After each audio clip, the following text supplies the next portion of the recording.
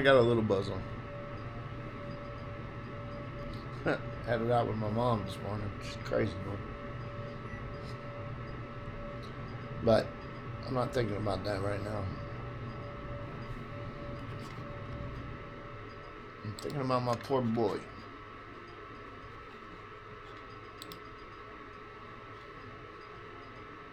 Hold on.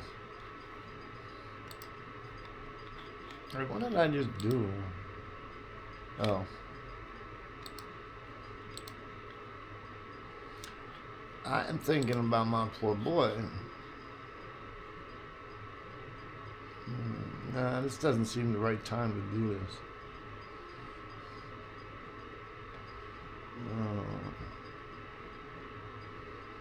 I don't know if there's ever a right time to do this.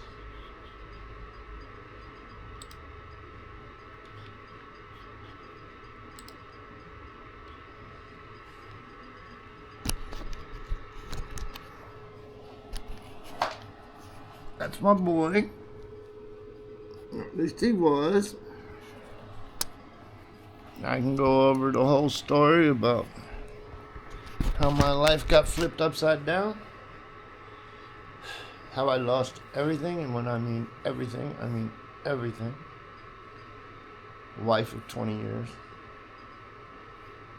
And after she died, I went in self-destruct mode. But I had 2 people with me. These people were cats. I adopted Jade. I had her for 8 years. Junior, the lovely cat that you just saw, and we'll see it again. Junior adopted me. Yes, he did. Junior adopted me. And I had him for about 6 years.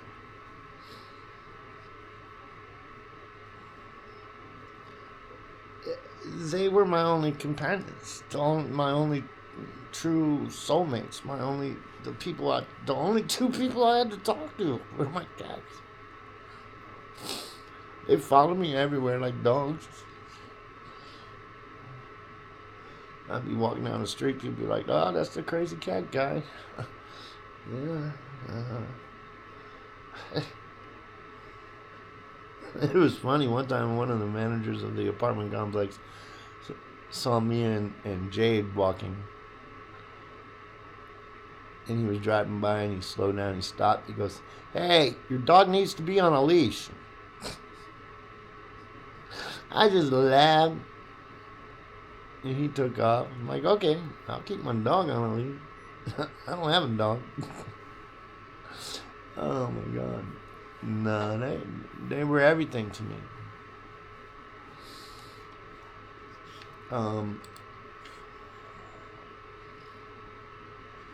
But we have a small problem. When I was supposed to go to Phoenix this past July, I lasted a couple weeks. Everything went wrong, of course, you know. I guess I'm still not done losing everything. Even things I don't have yet, I'm losing.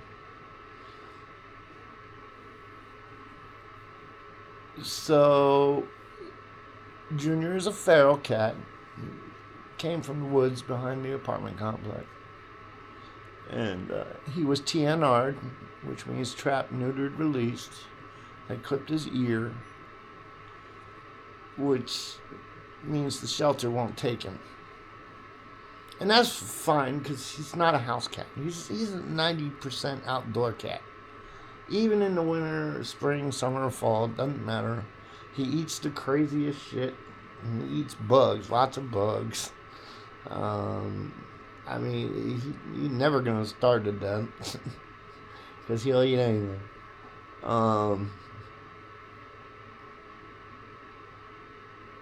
But before I took off to Phoenix, I took Jade to the shelter. And I kept checking on her, and about 30 days later, she was off the list of adoptable pets, which means one of 2 things happened. They either had to put her to sleep for some reason, which would still be a better way for her to live than outdoors, because she's an indoor-outdoor cat. Or she was adopted, so I like to think she was adopted.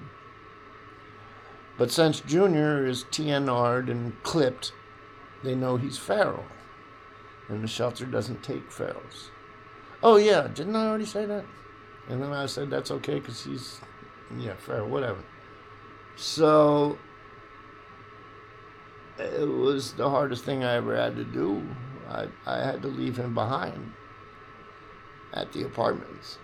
I mean, those are the woods that he came from. That's where he likes to be. It's his neighborhood. He'll never be an indoor cat 100% of the time. Feral is in his blood. But he's also a really good lover boy. He never trusted anybody but me. And at first he didn't even trust me. It took me like a good month or so before he would even come up to me.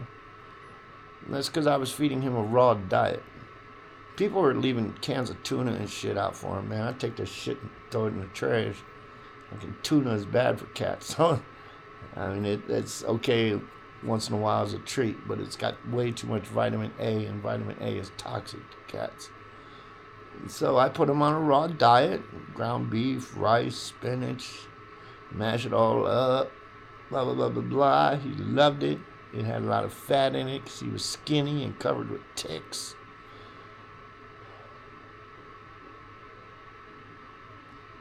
And it was funny when he was TNR'd.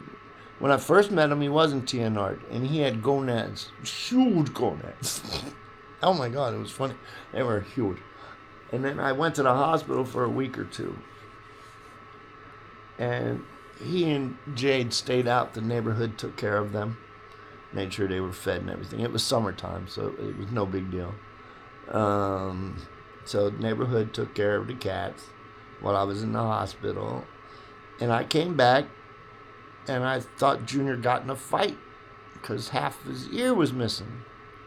I didn't know that when cats were TNR'd, they also clip their ears so that they know not to trap that cat again, try to TNR it again.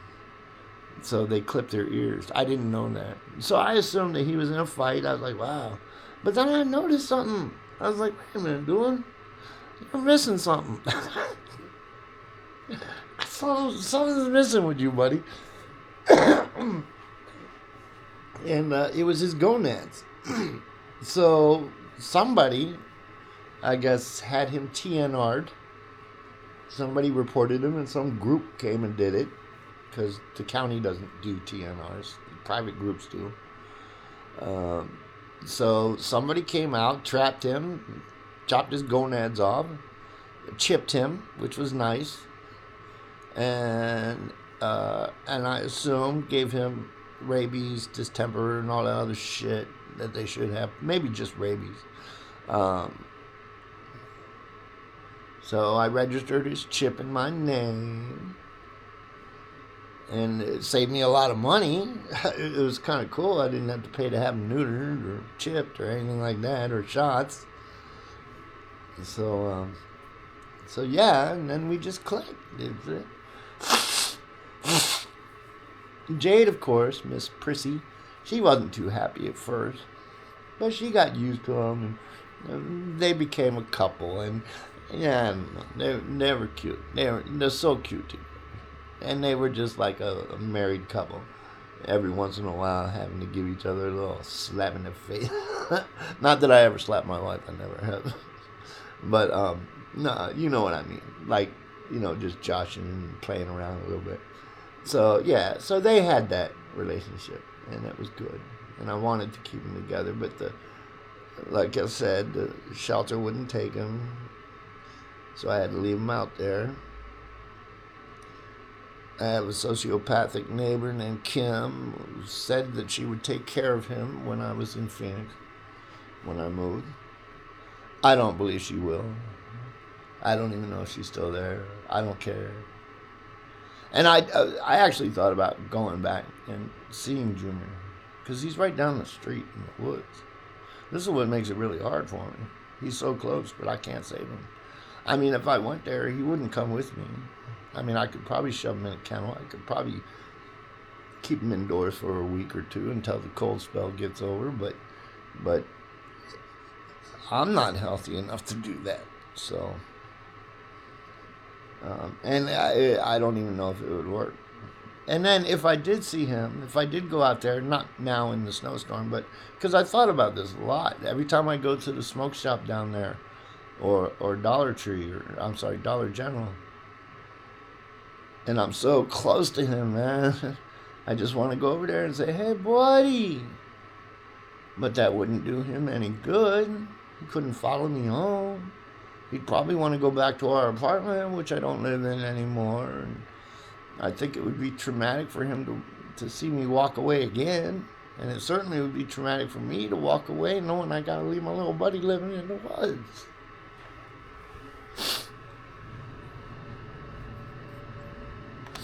So it's going to start snowing tomorrow. If he's not dead already, he's going to be. He's going to be dead. This is the weather map. And he's where am I? Where am I? New York City. What? That's not the right map. Anyways, we're getting 12 to 24 inches of snow. And this is the forecast for the next 10 days. Mostly freezing or below freezing, especially with wind chills.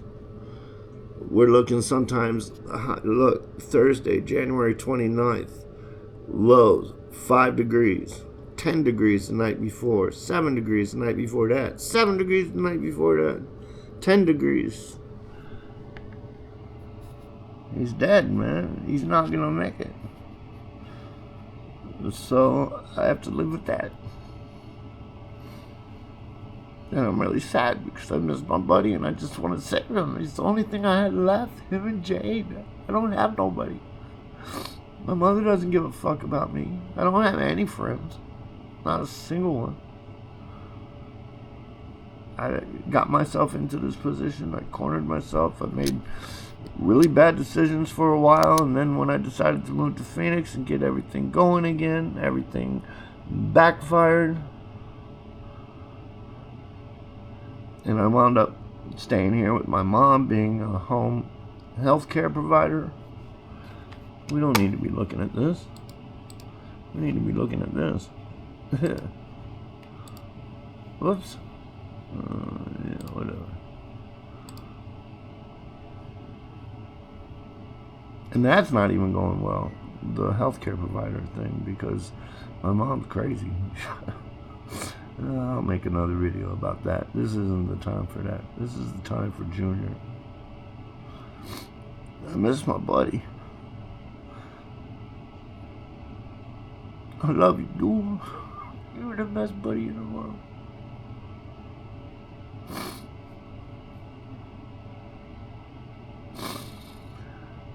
Well, I got tons of pictures and videos. And memories. That's it. Memories. My whole life is a fucking memory right now.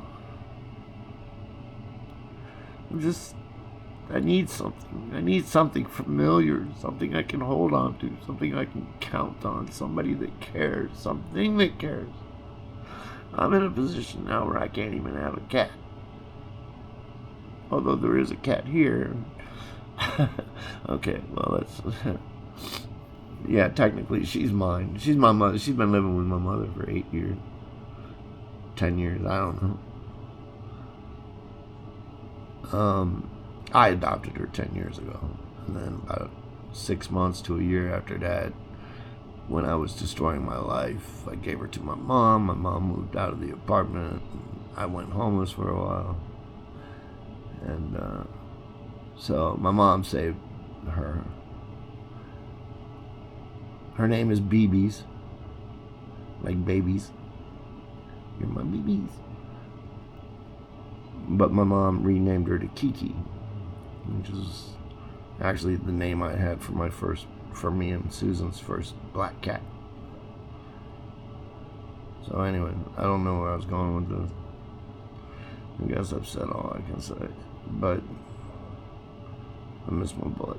I'm just looking for something, anything that's familiar, that feels good, that feels normal. Because nothing in my life right now is normal. Not a goddamn thing.